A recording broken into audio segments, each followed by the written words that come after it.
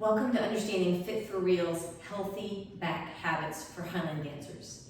So it's really important to understand as a highland dancer, we do a lot of movement in our arms and legs and not a lot of movement in our upper body. And in fact, we're depending on our body to be super rigid and still. And what can happen over time is that the muscles get overused in some areas and not used enough and weaker in other areas, developing muscle imbalances as well as overly tight areas of the body such as hip flexors, weak glutes, and then a back that's out of balance, which can contribute to back pain and back issues for a dancer. So there are ways, 3 points in fact, that are really important for a dancer to be aware of. And that is 1, making sure a dancer has really good posture, not just in dance practice, but throughout the rest of the day. So good posture for 1. 2, healthy movement, the ability to have good range of motion in all 3 planes of movement.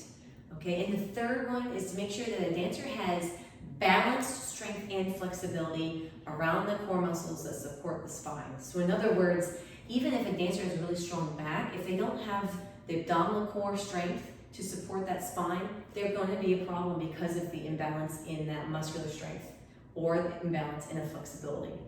So we're going to go over 7 different exercises today that help tackle those 3 points of interest, okay? So first we're going to start out with dynamic moves. Now these are all movements that are good for a dancer that has a healthy back or maybe has a little bit of muscular skeletal pain, but it does not have anything like a degenerative disc issue or any kind of spinal stenosis of any kind, okay? But we're going to begin first with dynamic exercises. I like to find myself in our cat-cow position. So you're on your hands and knees, taking a deep breath in, release the belly down, release the rib cage down, the nose I'm looking up and forward, and my back drops. As I exhale, I tighten up the tummy, round the spine up as you tuck the chin to your chest, and tuck the tailbone under.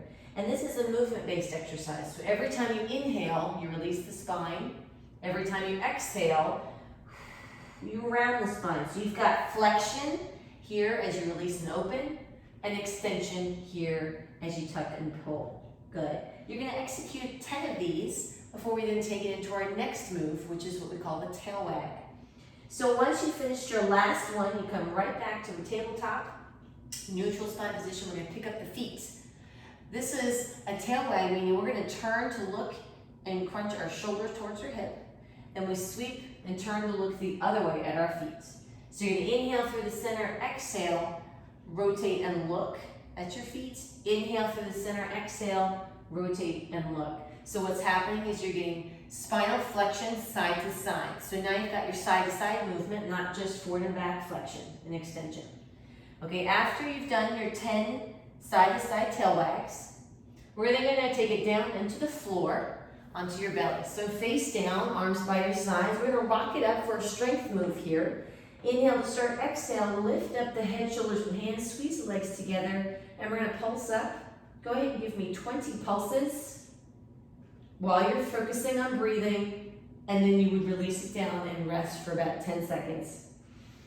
After you've rested for 10 seconds, lift back up, squeeze, and reach. Again, about 20 pulses here, thinking about sliding shoulder blades into the back pockets, and release. Nice job. That completes that first strength move. We're going to now transition to your side to go into your side plank. We're going to go ahead and press ourselves up into a side plank on the knee. Let's extend that top leg out and the top arm out. All we're going to do is hold this move. I want you to reach your fingertips long like someone's pulling your arm, and reach your leg long like someone's pulling your leg, so you're getting reached in opposite directions. And I'm lifting my hips up as high as you can. So I've got a lot of strength here, not only in the abdominal area, but in my back along my spine and the outside part of those glutes, gluteus medius and minimus. And just hold here 20 to 30 seconds, focusing on breathing. Okay? Once you've done your 20 to 30 seconds on one side, sweep it around. Be sure to replicate that exercise on the other. Then we're going to come onto your back, lying face back down, face up, feet on the floor. We're all familiar with the bridge. Let's place our hands down on the floor, palms face up. Walk the feet out so they're not right next to your hips. Press your heels into the floor. We're going to lift up, squeeze the glutes, but we don't want to arch the back excessively. I want to keep it nice and neutral. So I want you to focus on the glute squeeze. Hold here for 5 seconds, and then slowly lower back down towards the floor. As soon as you tap the floor with your hips, press it back up. Squeeze the glutes again for 5 seconds. 3, 2, 1. Slowly lower back down. Good, and as soon as you hit the floor, squeeze it back up, hold here for 5 seconds. So the key is to take your time, hold at the top for 5 seconds, full 5 seconds, and then really slowly lower back down so you show that control, okay? So you're gonna execute 10 of those.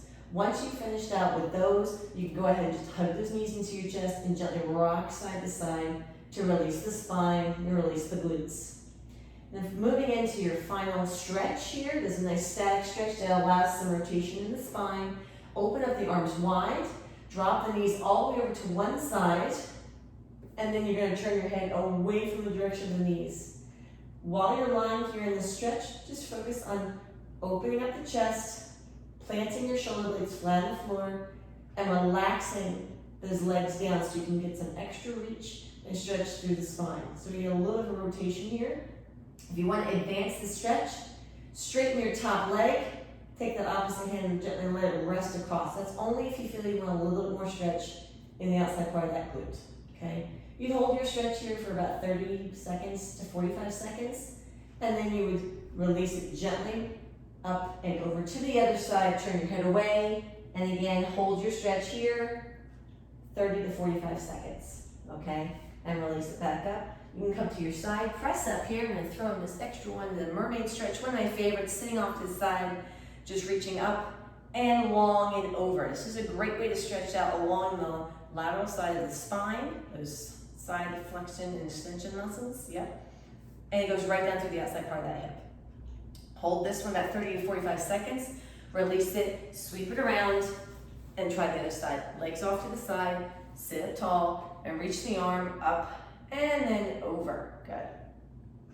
So these static stretches are completed at the end of the movement-based strength moves, which we did the rocket up and the hip bridge. And we started with dynamic movements, the cat-cow and the tail wag.